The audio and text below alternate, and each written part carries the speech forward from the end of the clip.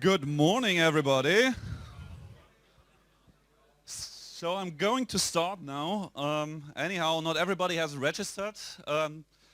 Took a little bit longer than expected, so just do it during the day if you want to get your 2-3 free beer bit tickets. Otherwise, we'll drink it.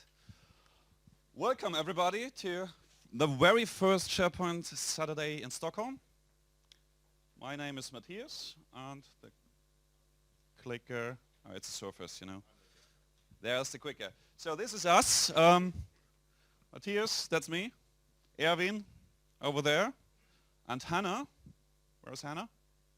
Hannah's outside. So we are the three organizers who did this event just out of fun, because we thought it's a good thing to do. And there was no event like that before here, as you know. So let's go on. Yeah, now it's working. So what is a SharePoint Saturday? As it's new here in Sweden, you probably don't know, but actually SharePoint Saturdays, there are plenty all over the world, most of them in the States. Last year there were about 50 in, I think 45 of them, or 40 in the States. And I think the first one was 6 or 7 years ago, something like that. These events are always free for the attendees. They are always funded by sponsors who make all that possible. And yeah, it's a non-profit for us, so at the end we spend all money. That's why we have these fancy voting machines in the entrance and all that stuff. And a really great speaker center yesterday. So if you want to become a speaker next year, you will really deserve it afterwards. Don't you agree, speakers? Great. So just to give you an idea what it takes to make such a conference, yeah, quite a lot. Just let that sink in for a second.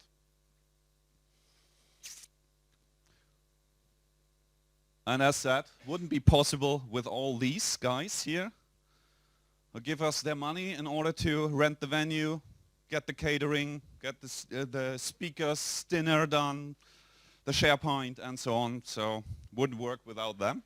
Thank you, sponsors. Maybe a little applause for the sponsors.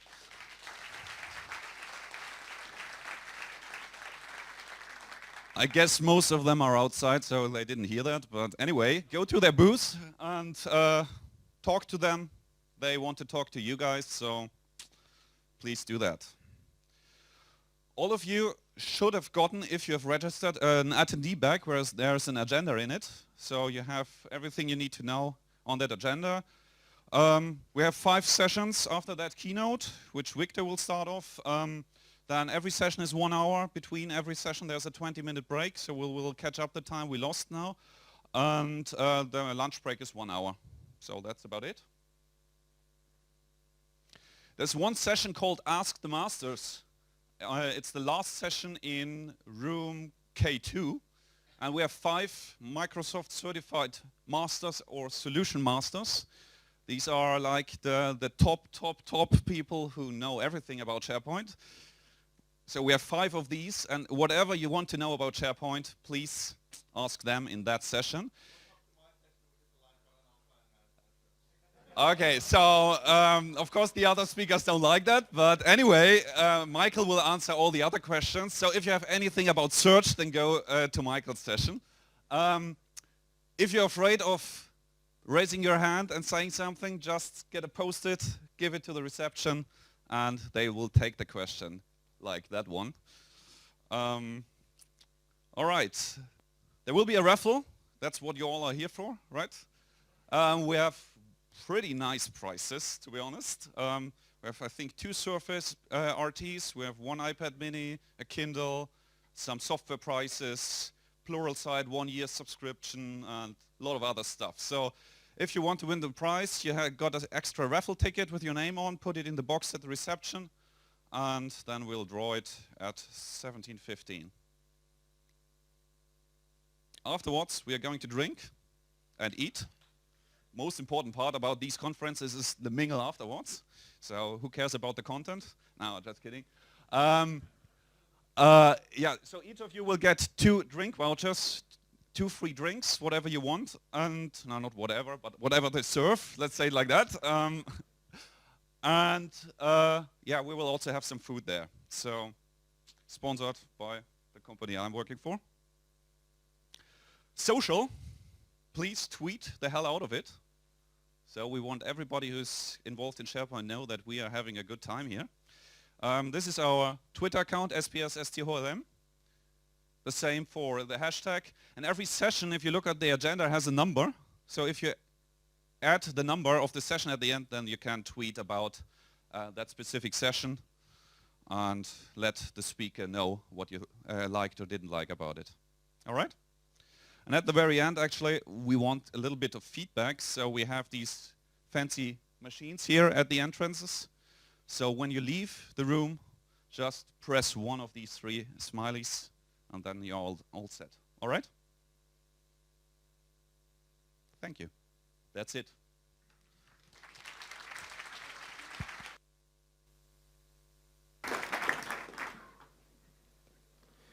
So, good morning, everyone. I've been asked to do this in English, and I'll do my best.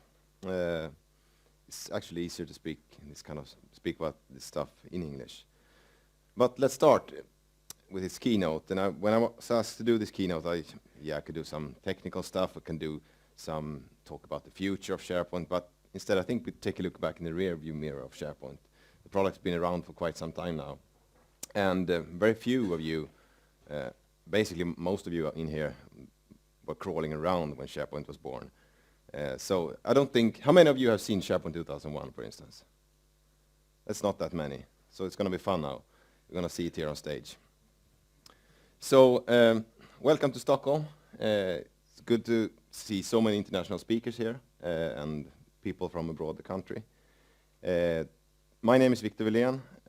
I work for a company called Connecta. And I will take you back in time and see how SharePoint has evolved over time, and actually show you that SharePoint was better 14 years ago. So, once upon a time, during the dark ages, Notes and Domino was king of the hill. They ruled, basically owned everything in the enterprise world. But one thing happened on February 12, 1999. An article was posted by Marianne Foley on CDNet, where she explains and tells about what's going to happen. But she talks about 2 products called Tahoe and Polar, and how Microsoft, that's two projects they were working on, and how they're merging them into the next kind of product. So this is actually the first public announcement or rumor about SharePoint. But it started a bit earlier, already in 1996. Microsoft acquired a company called Vermeer Technologies. They acquired the front page product. And it was actually bundled with NT4. It contained the client and IIS extensions, front page server extensions, that many of us struggled quite a bit with during a lot of years. And we're still using the VTI stuff from Vermeer Technologies. It's still in SharePoint, _VTI, bin, etc. It's from that product, that company. So every one of us has been using it, but we've never known about it. But this is actually where SharePoint started happening things with SharePoint. In 1999, Microsoft had a product called Site Server 3.0, which was a really cool product. It had an LDAP catalog. This was before Active Directory. So if you wanted a good story around users and user profiles, you had to use Site Server when you worked with the Microsoft stack. They had something called the Digital Dashboard, which was a portal page. Basically, you could work with and have something like web parts on it. And then they had the project Tahoe, which should be the next generation of Site Server. And they had also the Polar project, which was collaboration thing. So they basically had 2 different teams working, the one working with the portal stuff and one working with the collaboration stuff. But they eventually merged them. Site Server, the Commerce Edition, became Commerce Server, and in 2000 the Tahoe beta began. And that's where I started using SharePoint. We had our own product, we needed document management, and we saw this product that Microsoft was releasing, so we started integrating with SharePoint. But we built our own UI, which we thought was superior back then. So in 2001, or 0, Anno SharePoint, 2 products was released. It was the SharePoint Team Services and the SharePoint Portal Server. And it was 2 different products, basically. And at that time, It was Lifehouse, Hanging by a Moment. That was the most listened music. Basically, the team services was an IIS extension stuff. You had the collaboration websites, and you can do stuff in IIS with SharePoint team services, whereas the portal server was focusing on collaboration and more portal stuff. And it's very different. You couldn't build one thing for portal server and use it in STS. And here's more things that we still are using, the STS. If you're building a team site, use STS-0, and it's from here that acronym it comes from. And this was all Complas and classic ASP to build stuff. So, how did it look then? I'm going to do an experiment today. Normally I carry my big 7-kilo laptop, but now I'm using Surface RT. I'm not going to run SharePoint on this one, but we'll remote into my home. So, let's do like this. See if it works.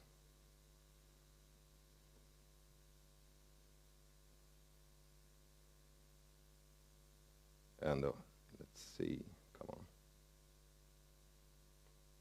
As I said, it's an experiment.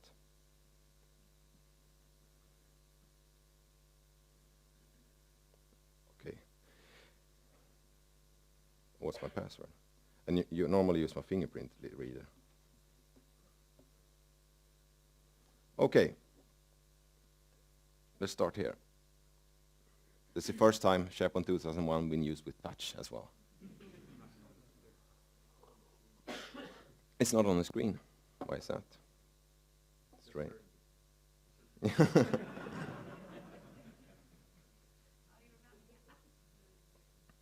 Yeah. Strange. I didn't see it. It did work just a couple of minutes ago. Sorry about that. You don't see that either? No?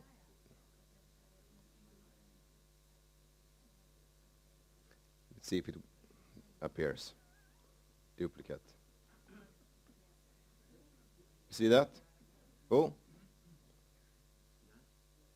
You see that?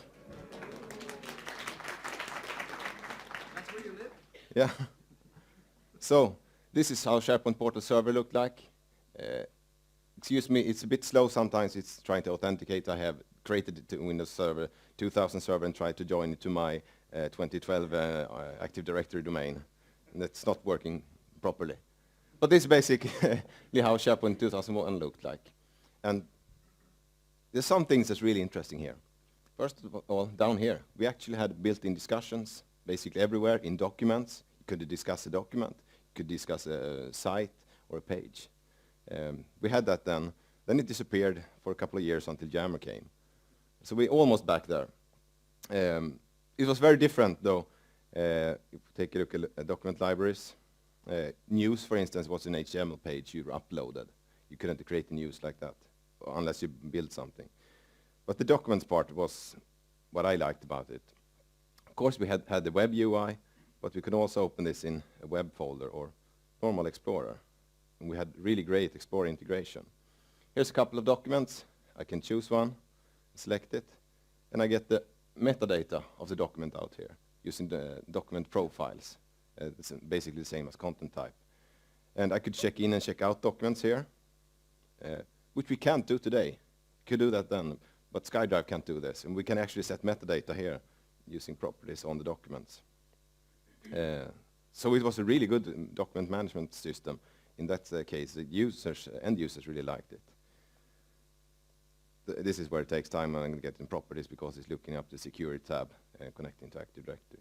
And also we had stuff built into Office back then, so it was really easy to check in and check out and work with the documents. How many of you build stuff on top of SharePoint these days? Yeah, so a couple of us. Do you remember how to build the web part? There it came. Here's a profile of the document. So we could set metadata here. We could set categories for search, etc. as well. So, but I want to show you how to build the web part. If we go back to the home page, we go down to content. Everything was done in the browser. Of course, you could build it using Visual InterDev, which I actually have installed here as well. which was a good product, is a good product. I could go in here and I create a new web part. And basically this is the XML is based on XML, the web parts. You can import the web part here. And the XML definition is basically the same we're using today as well. It looks very similar. But a web part had a couple of different types. It could have been an HTML web part, just enter HTML into it, or a VB script or JavaScript or XML, and it could read XML from an URL as well. But let's create the VB script one. And instead of me typing, let's just copy and paste the web part. And this is how can you see it? Basically, you wrote the VB script function or a JavaScript function called getContents, and you get in an XML definition in, and you can parse that XML definition and write logic around it, and then you output the string, which are presented. So let's copy that one. Not that one. Go back to the browser. In this case, I'm just outputting the input data, so we can see how it looks like. So you can see the XML. And we click Save. And there's a lot of properties, just as you can do on the web part today as well. And we save the dashboard. And now we get this one. And we're not going to examine all the XML, but the XML is very, very, very similar to what we're having today. So the web part has the thing that's actually been most persistent over time since SharePoint 2001. Okay, let's try to go back to the presentation. And this is going to be interesting, because we're now on my server at home. I have to disconnect, sorry, like that.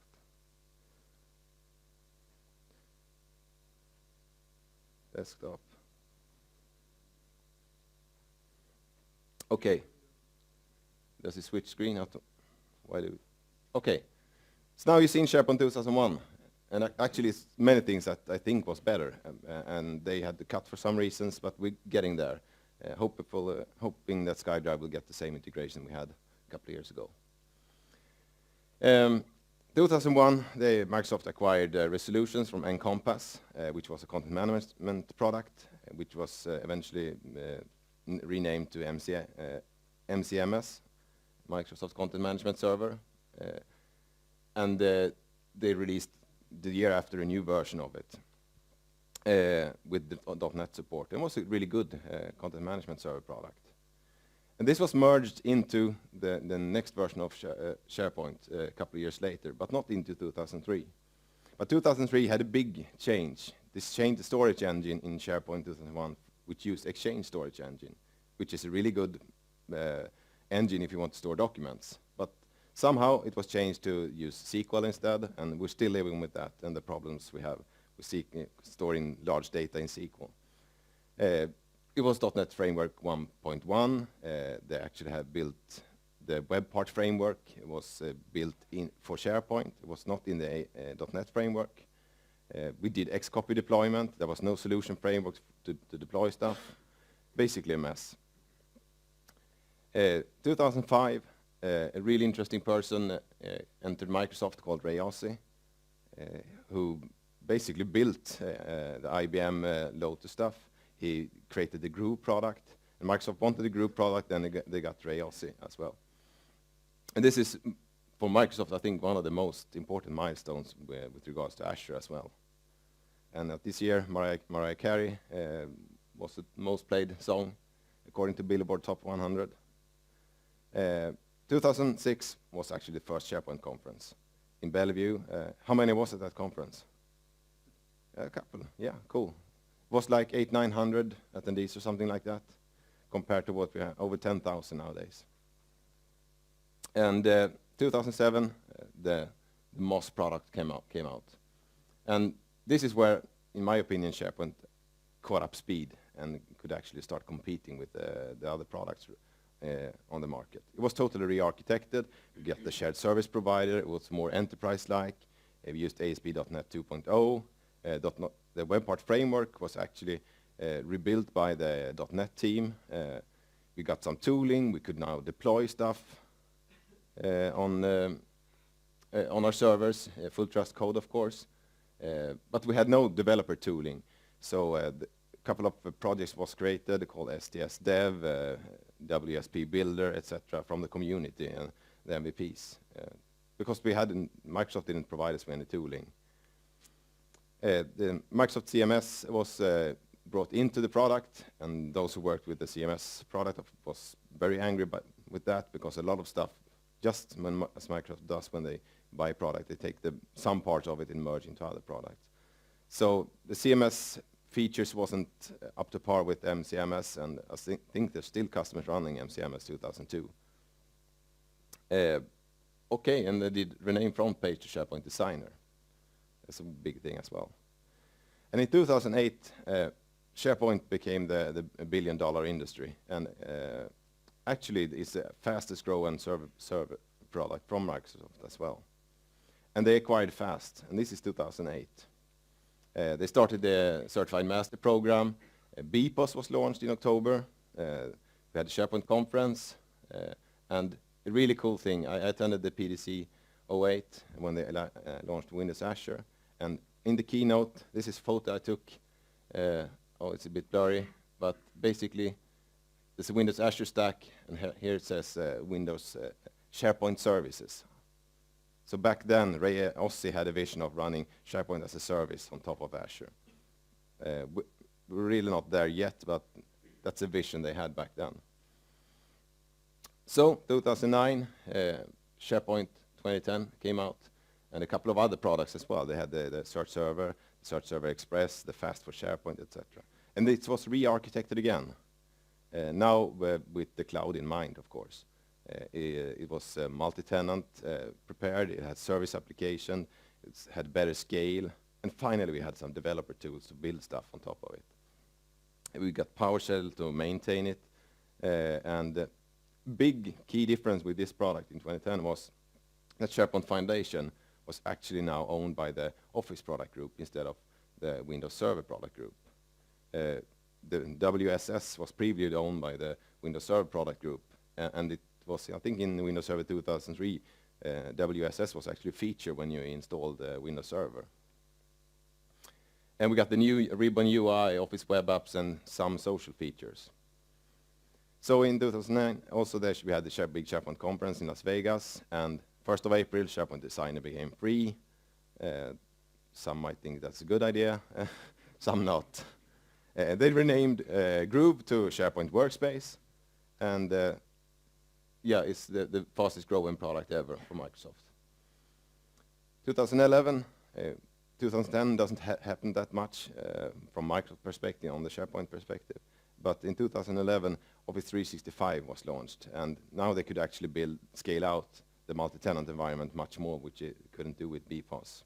So we had SharePoint Online, Exchange Online, Lync Online. And it was Adele, the most played songs that year. 2011, we had the SharePoint conference again, and SharePoint celebrates 10 years. And it was in Anaheim, with a party at Disney World, or Disneyland, I don't remember which one of them. But in 2012, we had SharePoint 2013 as well. Good thing here is the first time they didn't re-architect the whole product. They actually refined it and used the service application framework. And but they made a big investment in the search engine. They decoupled features from SharePoint into services. For instance, take a look at Workflow and Office Web Apps, which previously was services or service applications in SharePoint. They're now separate server products.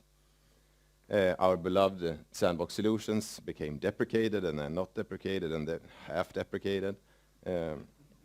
But the idea also, when they refined the architecture, was to be able to push out updates much faster. And of course, with 365 in mind, that was the primary goal with the product, make it more friendly for ourselves to host in the cloud. That year as well, they acquired Jammer, and too late at that time to be fully incorporated with the 2013 release. So basically it's add-on right now. They sold out Commerce Server. We renamed SharePoint Workspace to SkyDrive Pro, and they shut down the master program, so this was a really dark year. but what happened this year, the 365 has really happened. That 365 product has really grown. They had released, I don't know if you've seen it in the Microsoft slide they have with the timeline for 2012 and 2013, and they just billions of these speech bubbles with new features they added. And currently there are 97% of the customers running on 16, and 16 is the version that is running in the cloud. We got stuff like real-time co-authoring. We have new mobile experiences. We have SkyDrive Pro quotas to 25 gigabytes. So it happened a lot. Not that much visually, but under the hood they've done a lot of stuff. The thing that they're working most on, I think, is the jammer, how to integrate that from the back-end perspective. So it's happening a lot of that in the social space. And that's a good thing now. As I said, they decoupled a couple of services and service applications from SharePoint. So they can update Office web apps whenever they want without updating SharePoint. They can update the social features in jammers, and they basically do that all the time. A couple of months back, I was clicking around in Jammer. Between two page views, they changed the font face. So they can update it while it's running. And 365 became a $1 billion industry. So SharePoint is $1 billion industry, and 365 is $1 billion industry. So this is where they earn a lot of money, Microsoft. 2014, what will happen this year then? Of course, we have a SharePoint conference, and who knows what they're going to tell there. They have put out a lot of teasers, and they have a lot of session slots that has no description yet. They just have a title, so it's going to be really interesting to see what they will announce. And if we take a look at a couple of years ahead, what will happen? We've been promised at least one more version of SharePoint on-premise. That's good, so we still have a job for a couple of years.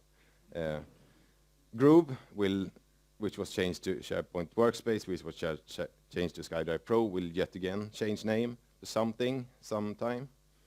We will see Jammer everywhere, and I have a bit of a hunch or prediction that we will not have any more SharePoint conferences. It will be an Office 365 conference, which makes sense in my opinion. Is SharePoint dead, or is it sites? In Office 365, there's no mention of SharePoint. It only says sites. So that's also an interesting observation. But what will happen? I think we will see more decoupling of services, and you have a different set of services or server product that you put together. And that's, in my opinion, the right way to go. And it took 14 years to kill off Notes and Domino. And there's still some customers on there, but they're standing in line to get on 365. So it was a quick look back on SharePoint, how it's been over the last 14, 15, 16 years. And I think we're only seen the beginning. It's going to happen a lot in this space the next decade. And I'm really glad that Erwin, Matthias, and Hanna put this together and allowed me to stand here, have my ego moment, and talk about this. And I will enjoy listening to the other speakers this day. And of course, I will enjoy the beers. So big thank you to everyone coming here. And I think I caught up a few minutes, so we're not that late. But I'll be around if you have questions, or if you want a private demo of SharePoint 2001 or something. So thank you.